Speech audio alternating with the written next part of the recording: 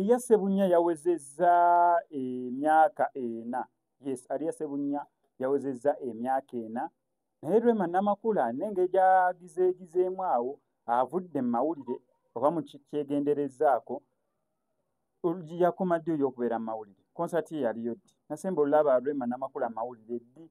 Kubanga n'eno trip ye gy'asembye okubeera ng'akola ne Dr. Muza Sebunya teyali nnyo mu mawulire. Yes, yakola ebintu binaye ng'alaga nga bibye nga temuliimu nnyo bintu byakugira mukitegeera bulungi nnyo. Aludde akuba omwezi ogwokubiri ogwokusatu ogwokuna nga tali mu mawulire, nga takozeeyo stanti, takozeeyo kigiza.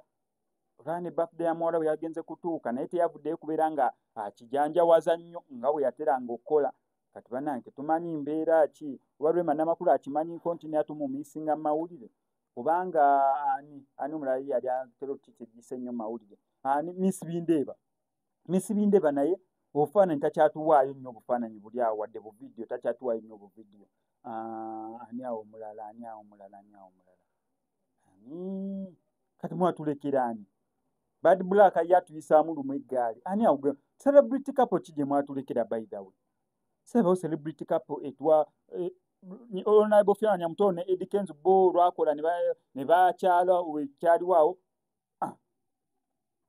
Waliwo celebrity couple naye Aliya Sebunya twagaliza yawezezza emyaka 4. Yes, turned 4 years.